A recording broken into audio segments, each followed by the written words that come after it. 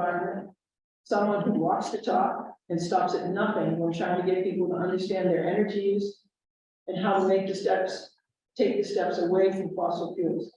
She's vice president of Vernon County Energy District. She's my good friend, Samantha Laskowski. Right.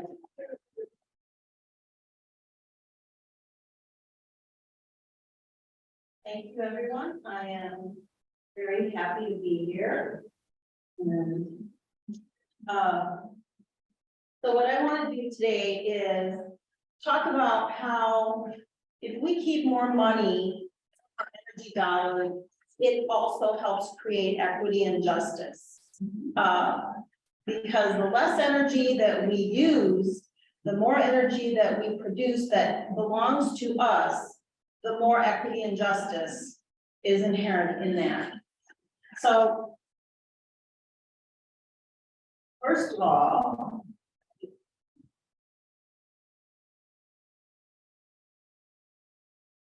how to get it to me? Oh, there we go. Okay. So, first of all, I want to tell you a little bit about the Vernon County Energy District. We are based on what the soil and conservation districts were like back in the 1930s. So the idea was that really you want to keep your soil and water in your location. So the energy district, we want to keep our energy here. We want it to be local. We believe in local ownership and local production. And a piece of this is that it needs to be tailored to the needs of the community. So a lot of times, stakeholders don't talk to one another. So school boards don't necessarily talk to town boards or village boards. So they don't really have an idea about what each other is doing. So what we really try to do is to facilitate communication between those stakeholders. And another piece that is really important to us is the idea of educating and supporting individuals and communities to be able to take action. We want to share what resources are out there to help people grow in their energy independence. One of those resources is the Inflation Reduction Act. And that was signed into law in August of 2022. $369 billion is available for climate justice and addressing the climate issues. So there are a variety of incentives that are offered to people through IRA, which, by the way, IRA is your new best buddy. Telling you right now, IRA is your new best buddy. Yeah. And so we're going to talk about how to keep more money in your pockets and address equity and justice and fundamentally the climate crisis. And today I just want to focus primarily on the residential benefits that IRA offers. So it involves these three, tax credits, rebates, and other incentives. The tax credits are available right now to everybody. The rebates and discounts are going to be based on income, and they're going to be made available later this year. Nonprofits and governmental entities are going to be able to take advantage of what's called direct pay. So in the past, they were not eligible for tax incentives, but through direct pay, it's just like they're being paid as if they were able to take a tax incentive. Another piece of this is our efforts to reduce dependence on countries that could cut off supply chains. So we want to be more reliant on our own resources. One thing that's really interesting, since you brought up the electric co-ops and Dairyland and all of that, IRA allows the co-ops across the country $10 billion to create projects that will install solar storage, EV charging, or energy efficient grid improvements. That's $10 million essentially per co-op. So there's a lot of money out there. It'll be really interesting to see what those co-ops do with that. Because it's really gonna help them, it's really gonna give them a choice. Are you gonna move away from the relationships you've had for a very long time with your banks and your fuel suppliers, or are you going to be looking at more energy independence for the local communities and getting away from those fossil fuel sources? That's called the Empowering Rural America Grant. So the tax credits are available right now. The rebates are going to be available by the end of 2020. They're going to be implemented by the state energy offices, and here in Wisconsin, focus on energy. There are going to be changes and updates over time. For example, electric vehicle battery requirements are going to be changing.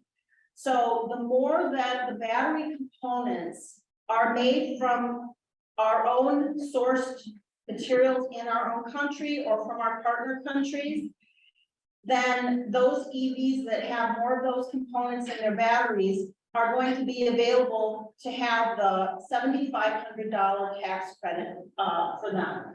So that's going to be something to keep an eye on. What's available just changed on April 18th. Other things that are going to be rolling out: commercial clean vehicle credits, green banks, so that financing is made available to more people. There are going to be contractor incentives. I don't know about people from outside of this area, but housing is a huge issue here. And so those contractors are going to get incentives to build energy efficient homes. And the more energy efficient the home, the higher the incentive. So keep that in mind, because they're going to get a piece of that pie. Whoever buys that home or owns that, you should also be benefiting from that. So to get a little wonky here, talking about the IRS tax code, there's two pieces. One is called 25C and one is called 25D. The 25C tax credits can't be carried forward. So that's energy efficiency, electric vehicles, and weatherization. We'll get into some examples to show you what that actually looks like. The 25D credits can be carried forward. Anybody here have installed solar on their homes? Okay, so when you install those, when you were taking your tax credit, you could carry that forward. So that is still remaining in place. It's also in place for battery storage and geothermal. And so the 25D is what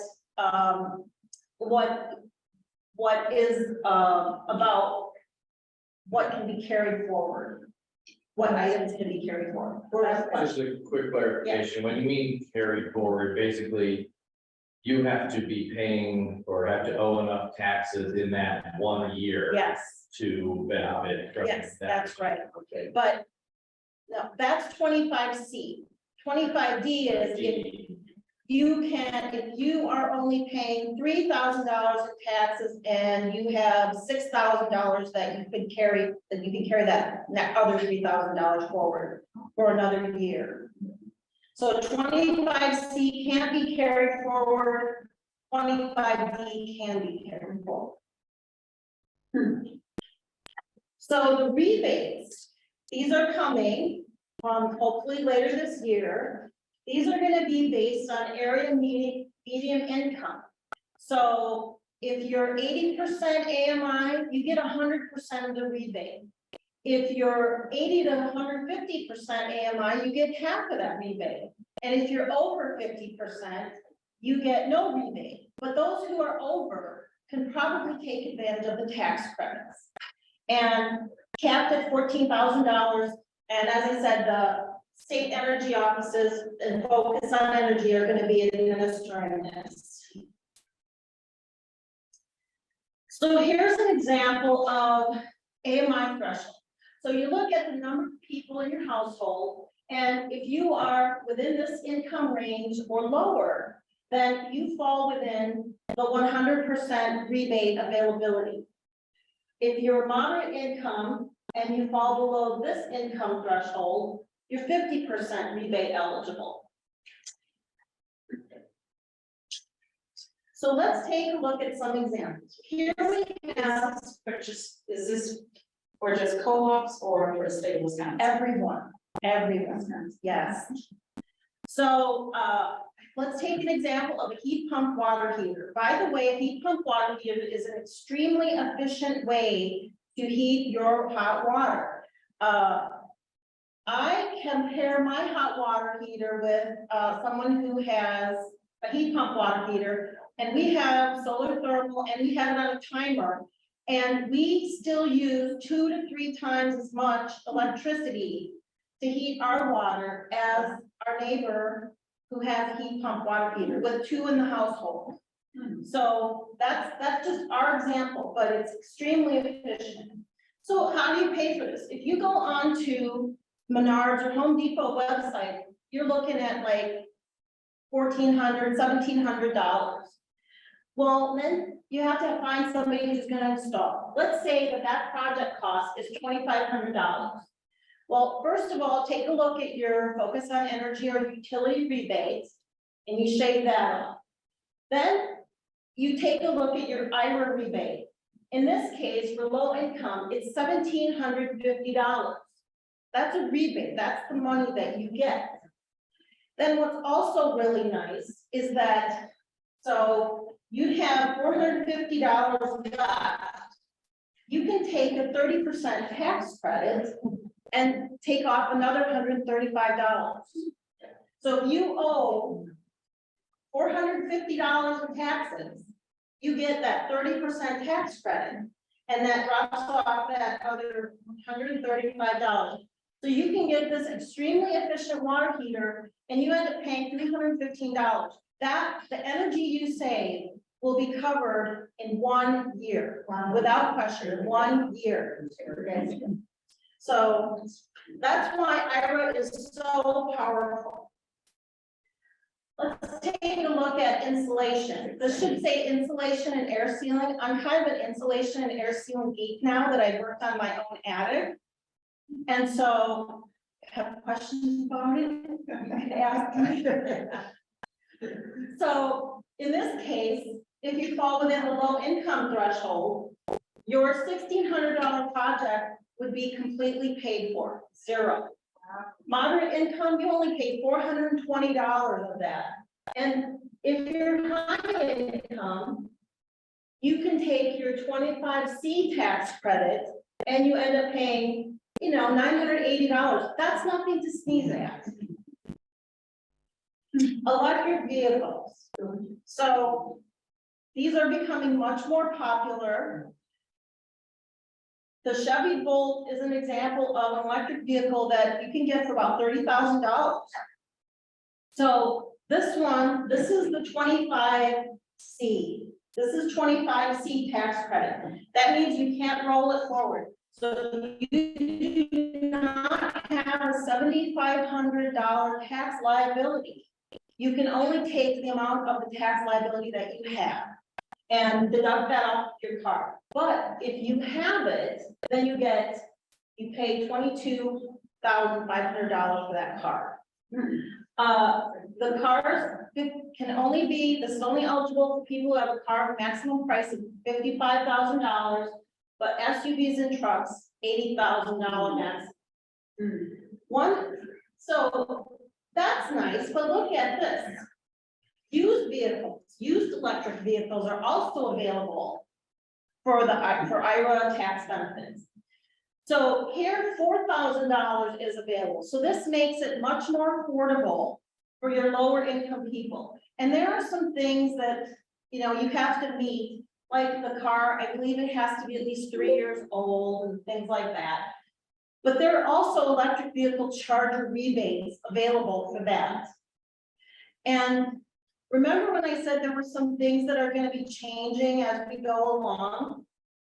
One of the things that's coming in 2024 is that those rebates will be given at the time of sale. One other thing is that the used electric vehicles can only be purchased at dealers. They cannot be from personal sales, but they have to go through the dealers. Solar panels, some of you have solar panels, so this is the 25D tax credits, it can be rolled forward. So you look at your utility rebates, you take your 25D tax credit, and your $18,000 project can be $11,900. So for the solar panels, because I know I've been getting this for them. They're asking like $30,000-$40,000. Do you have someplace where I can go and get a way better deal? No, so I don't know if there's a way better deal, but one thing that you can do is become educated on how to look at those estimates. For example, a friend got a hold of me and she's like, I got this estimate from this place in Madison and it was, I don't know, let's say it was like $18,000. And then I got this other place here locally and it was $18,000. So it looked like it was the same, the estimate was the same. So I went down, I sat and I looked at it and I'm like, you know what? This place that's local, they're gonna install double the solar panels, the capacity than this place from Madison.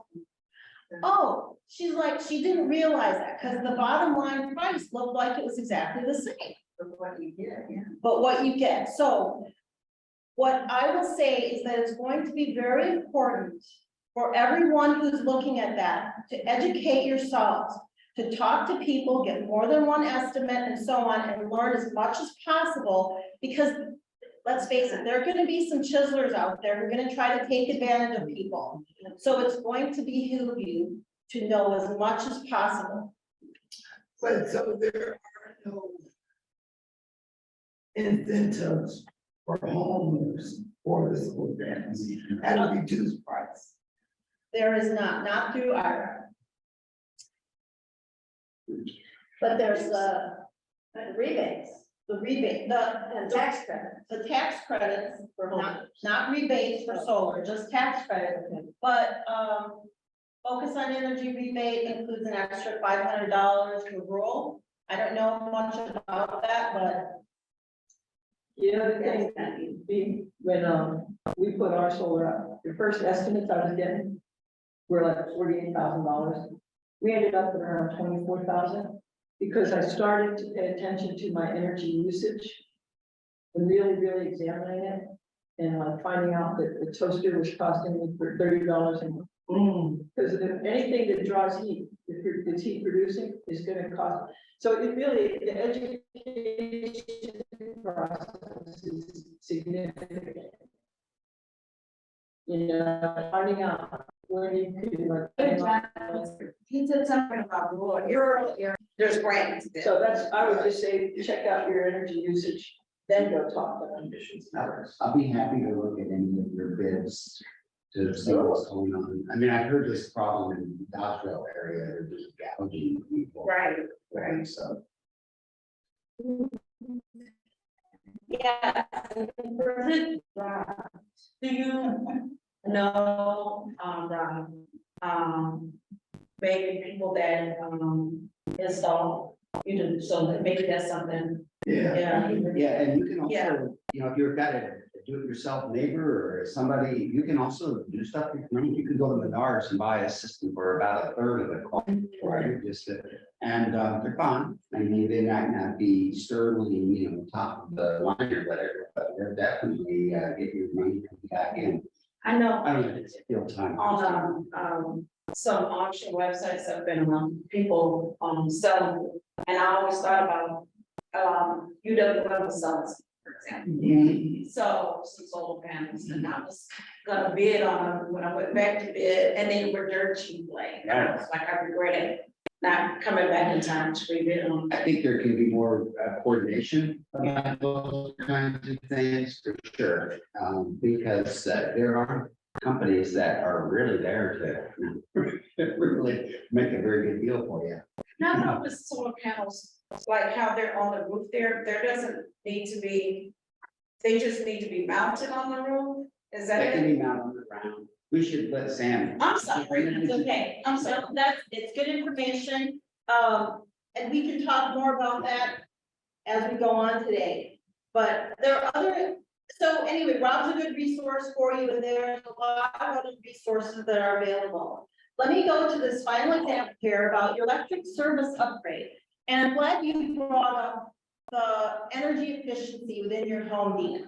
One of the things that is really important is your panel, your electric panel. So Rob and John and I have installed what's called an energy monitor.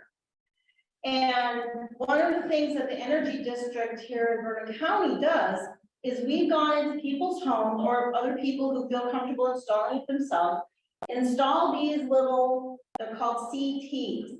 They're just these little clamps that go around these wires, and it will tell you, so let's say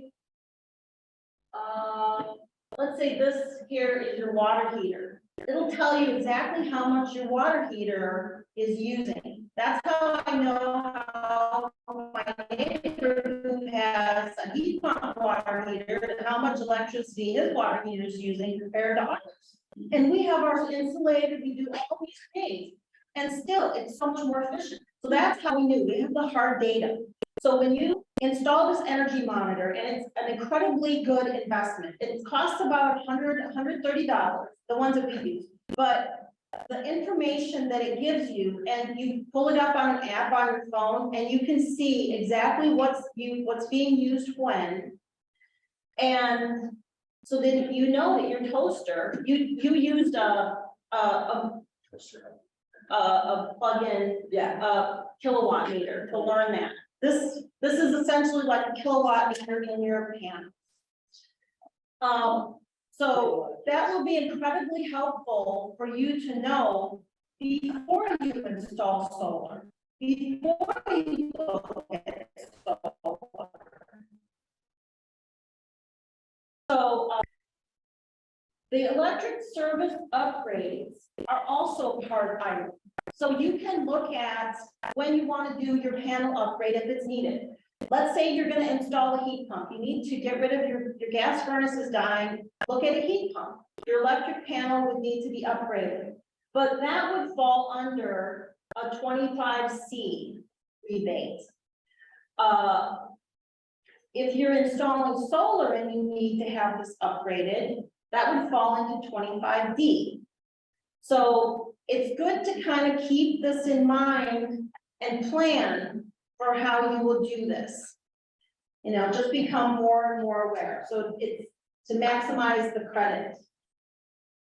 So where do we begin with energy efficiency products? I'm so glad you asked that question, because what you could do is you could go to vsed.energy/assessment and fill out an energy assessment form.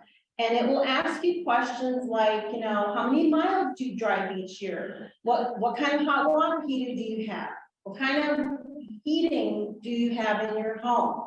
What's your bill? What's your average bill? So it'll ask you all of those things, and then you will get an auto-generated report that will tell you all these different ideas about how you can cut your consumption. And when you're here in Vernon County, you could request a visit with an energy coach. And what we would do is we would sit down with you and look at your solar, what you're being offered by your two solar installers. Look at what kind of hot water heater you have. Look at what the rebates, are you eligible for rebates or tax credits?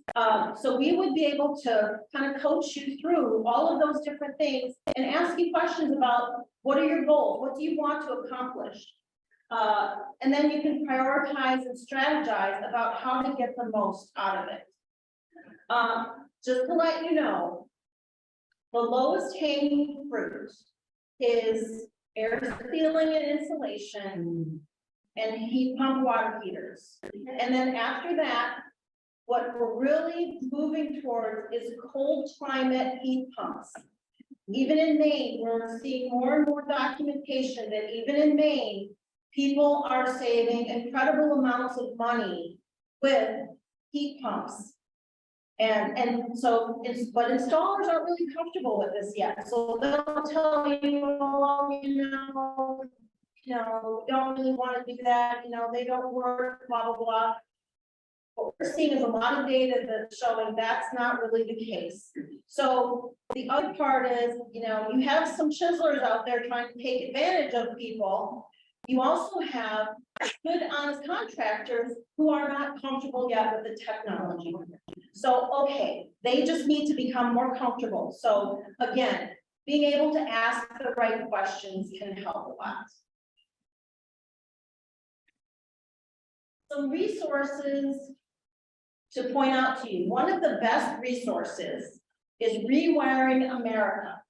If you go to Rewiring America and you click on their IRA calculator, you can input your household, the number of people in your household, and what your household income is.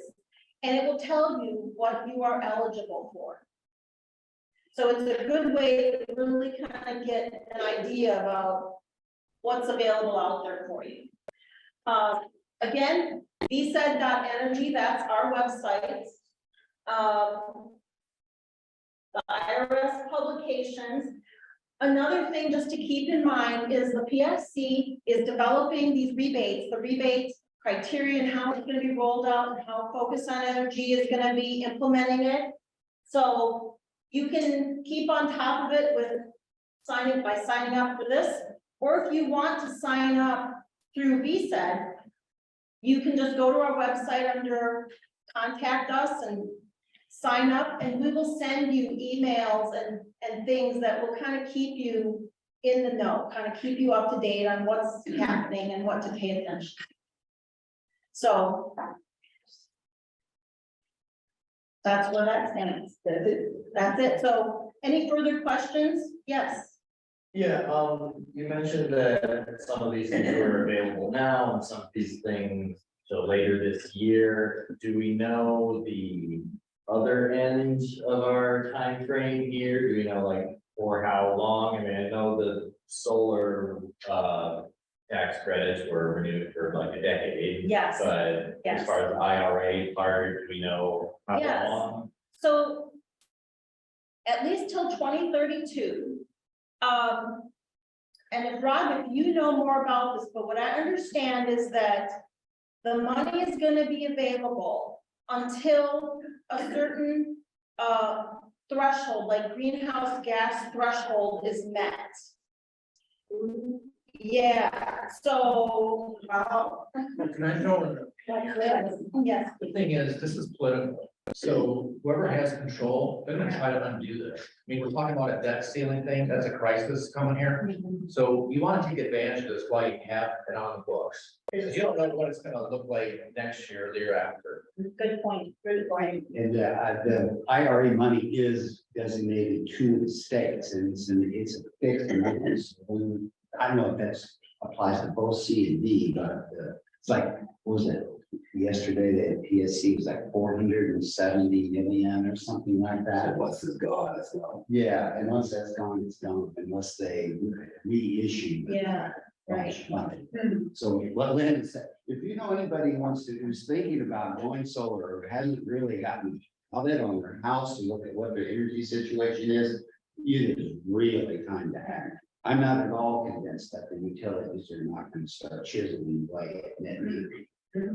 Because they're in direct competition, of what we're talking about here, and so it's the largest industry in the United States.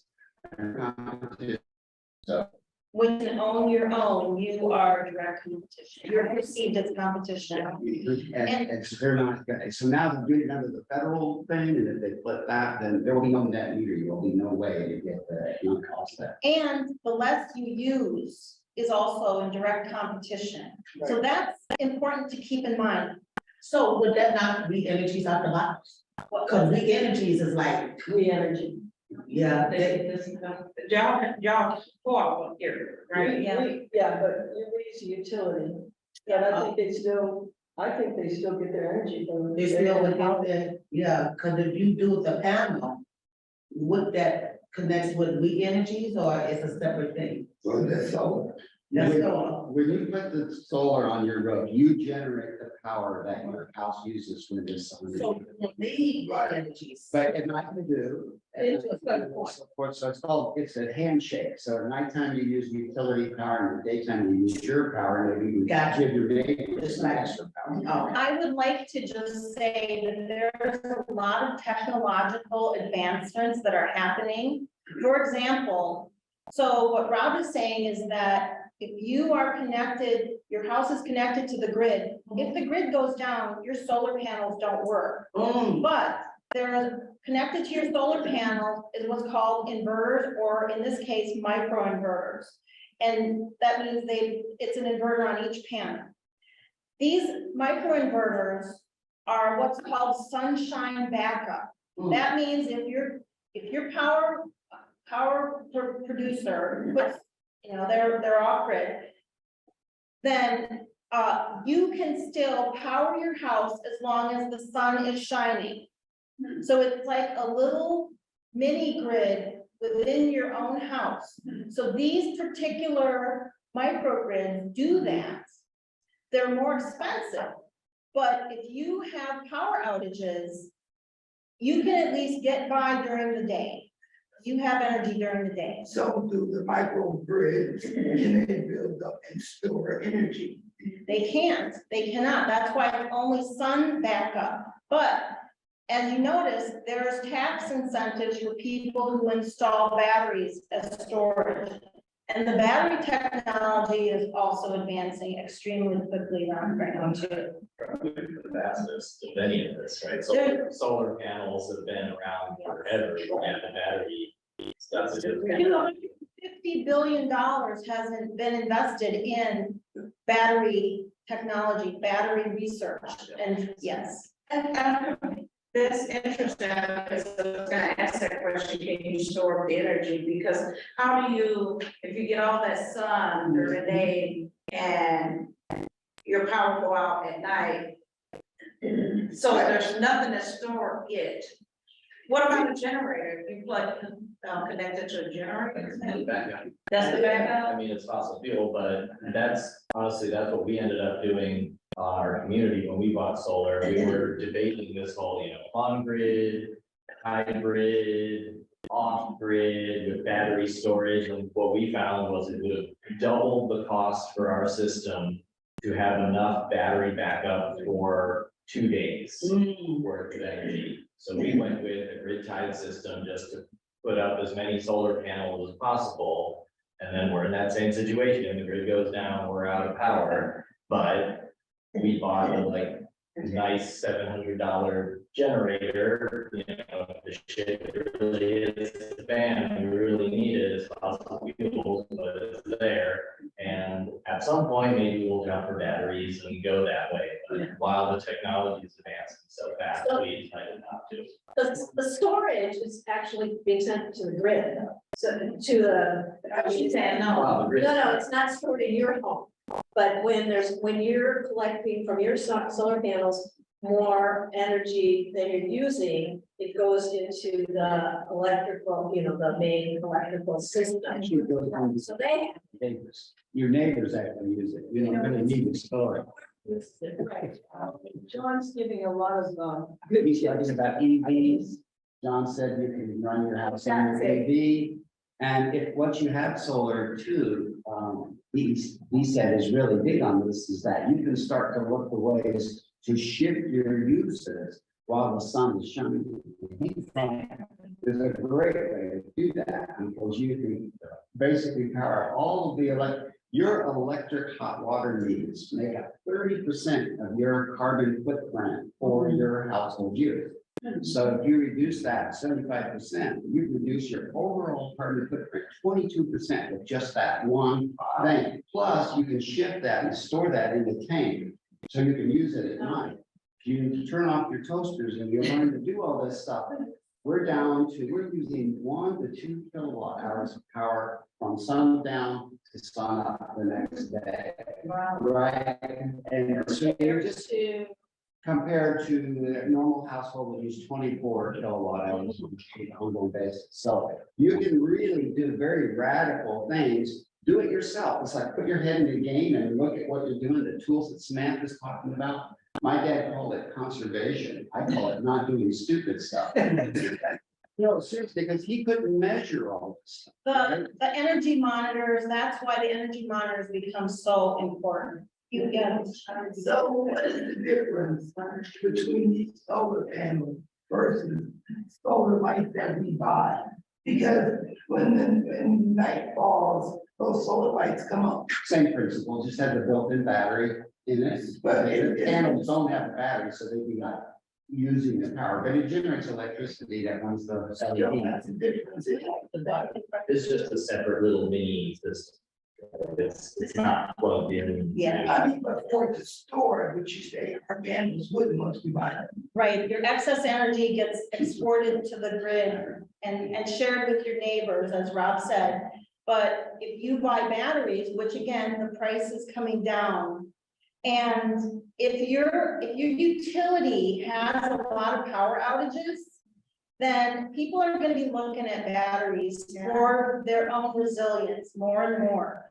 And those battery prices coming down, it's gonna start looking a lot more beneficial. So those little mini lights, what they do is they have solar panels and batteries, and that stores that in those little batteries. Okay. Yeah. Okay, so, John was saying something about the waters, something in the, about Yeah. the heat, water, what did he say? I'll look it up here. Usually water heating and pumping, the biggest power demands are usually HVAC or that. But that has nothing to do with helping in your, okay, that has nothing to do with. Water heating's the tank that she's talking about. So HVAC, you're heating and cooling. Right. So what Rob was sort of alluding to and what our neighbor does is he has this quite a simple system that controls when his solar panels are producing a lot of energy. He uses his house as a battery. So he'll cool his house more in the summertime. And then when everybody's starting to turn on their, whatever, at 4, 5, 6 o'clock at night, his house is already cool. He can shut it off and it'll stay cool until the sun comes up the next morning. Again, air sealing and insulation. Air sealing and insulation. You need that to be able to retain that heat and cool so that you can do that. But he controls his heat AC, his heating and cooling. And he has an electric car, so he charges it when the sun is shining.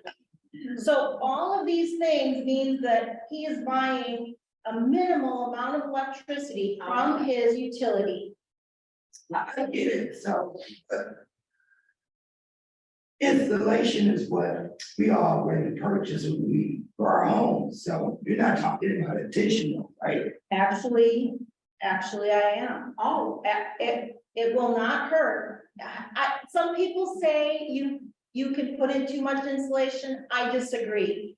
Because, okay, one of the things, okay, let me tell you my story. I paid thousands of dollars to have a contractor do air sealing and insulation in our 1903 brick home. Okay, so last summer I decided I'm gonna go up there and I'm gonna just make sure that things are sealed properly, because we would get bats from the attic into our living space. So I knew that there was at least one hole, I was gonna find it. So I pushed aside the insulation and every place where they drilled a hole and put an electric wire, or there's plumbing. Okay, I pushed aside the insulation and guess how many of those places were actually sealed? One. So when they did the supposed air sealing and insulation, I paid thousands of dollars for.